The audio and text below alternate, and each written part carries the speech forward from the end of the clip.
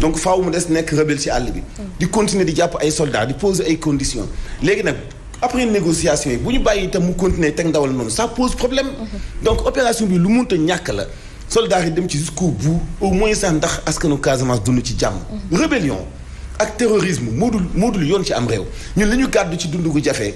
bi jong baloo diggante parti politique yi mais doy na. loolu tënk na jàmm ji mais rébellion dafa grave. parce que toujours victime yi ñi ci ëpp ñooy ay innocent la ñuy nekk. armée bi déjà yaa ngi annoncé benn perte bu ci am. mais ndax lan parce que capture bi Salif Sadio defoon ci yenn ci ay soldats ñu gis implantation am te lan moo ko sabab ay fraude ci wàllu bois. wàllu yamba ji et cetera. rébellion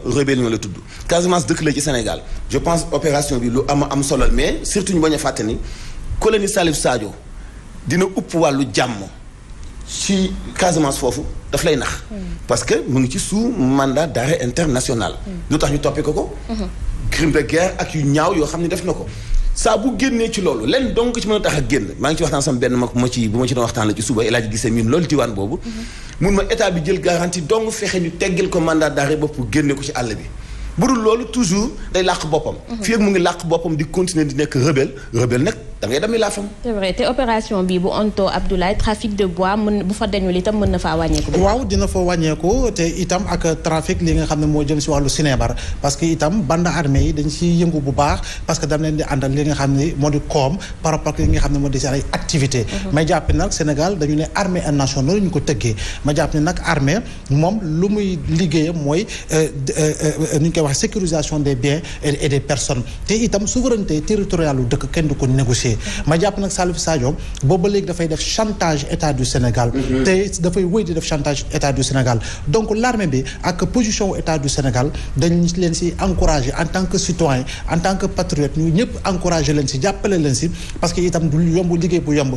conflit bi moo gën a yàgg pratiquement si continent africain bi donc dañuy ñaan jàmm ñëwaat si kaw lan si kaw armée bi wéyal liggéeyam ñii nekk nga xam ne ay état lañu tam wéyal seen liggéey si seen wàllu pàcc si seen pàcc ba nga xam ne effectivement daañu mën a fexe ba Casamance wëlbatiku nekk dëkkub jàmm biir Sénégal ñoo xam ne ay Sénégalais pur souche ñu liggéeyandoo defe naa ni moo am solo que lii ñi nga xam ne ñu ngi koy def depuis pratiquement 40 ans te defe naa ni duñu mës a yegg bay am li ñu bëgg maanaam indépendance su dëkk googu te MFDC tasaaroo na la fa des yëpp daanaka ay bande armée la. Abdoulaye ñu wax ci grève bi nga xamante ne ñi yëngatu ci wàllu wérgu yaram moom la ñuy amal ci jamono ji ca diwaanu Bunkiling topp nañu ko bu baax a baax rawatina section locale bu Centras ba ne foofu lee ñu bokk itam ci F2S ñoom ñu ngi tàllal loxo sax yeneen syndicat yi bu ko defee seen xeex gën a yaatu ñu ondu ci ak Ibrahima Diallo. agent de santé yu nekk ci région bu Sédhiou ñu respecté ñaareelu plan d'action bu fédération des syndicats de la santé lu ni mel la Mouhamed Diop Ndiaye xamle. ñi ngi Bunkiling ci seen assemblée générale bi parce que tey dañ ko doon def ñu évaluer waale suñu deuxième plan d'action bi nga xam ne nii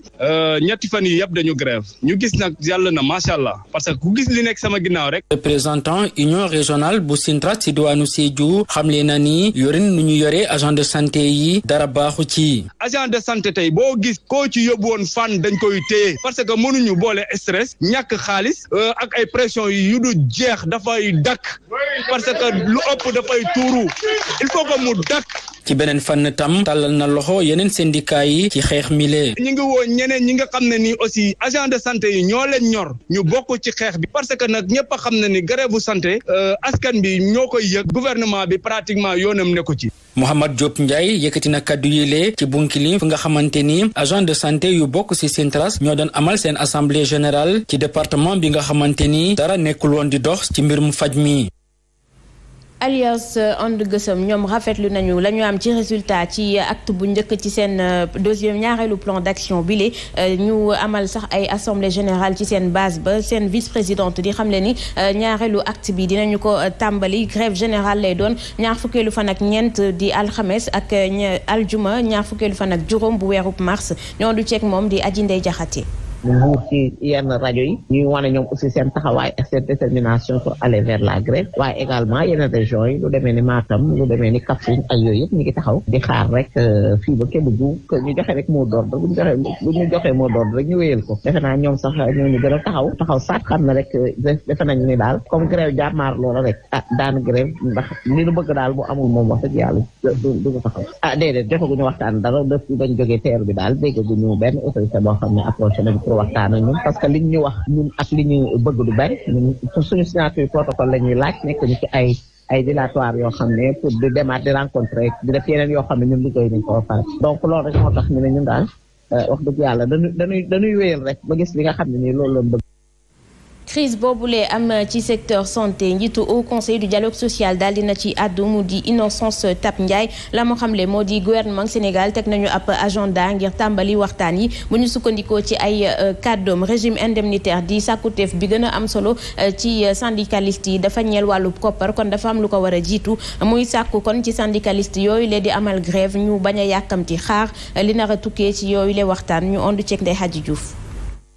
ngir dakkal crise bi nga xam ne secteuru santé bi mu ngi koy jànkonteel njiital au conseil bu dialogue social xamle na ne ubbi nañu waxtaan yi te ñu ngay wëy. santé dañu déposé woon préavis ñi ngi déroulé mais gouvernement bi convoqué na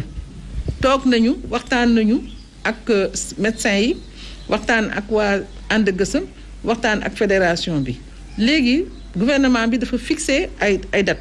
Innocence Ntap Ndiaye di xamle ne ngir ñu taxawal protocole d'accord faaw mu am lu ko jiitu. il faut que ñu xool impact financier bi ci budget bi lu ñu bëgg mooy gouvernement bi lu mu fexe ba xaatim mu respecté ko. ci taxawaay bi ñu ko xamee muy dox tànku jàmm tax na muy sàkku ci syndicat yi yëngu ci wàllub wér-gu-yaram ñu ànd ak dal. bu ma sañoon ñu xaar. ba ministre bi des finances monsieur Daouda Diallo ba mu def li muy def parce que mbir mi du jóg rek jox leen. ay fan a ngi ñu nemmeeku ne secteuru santé bi dañoo nekk ci paralysie bokk na ci li gën a fës ci li syndicat yi di sàkku moo di lu jëm ci seen régime indemnitaire. mu ngoog kon Abdoulaye acte 1 bi syndicaliste yi weesu nañu ko am nañu satisfaction ñu ngi dem ci acte 2. waaw defe naa ni loolu moo am solo te lépp li koy maye moo di dialogue permanent defe naa ni au conseil du dialogue social itam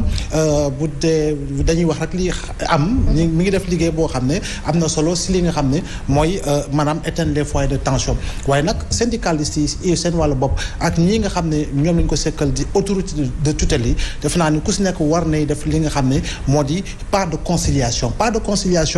xam ne effectivement li ñuy sentir ébullition bi dans le climat social autrement dans le climat du monde professionnel ñu koy gis ci wàllu santé bi gis ko ci wàllu feneen ak feneen def naa war na gën a mën a wàññeeku bu baax parce que itam war na gën a mën a dal léegi nag li nga xamul di xeexu liggéeykat yi jëm ci li nga xamul di système de rémunération bi def naa ni itam bu dee président Macky Sall wax na ko ñaari 1er mai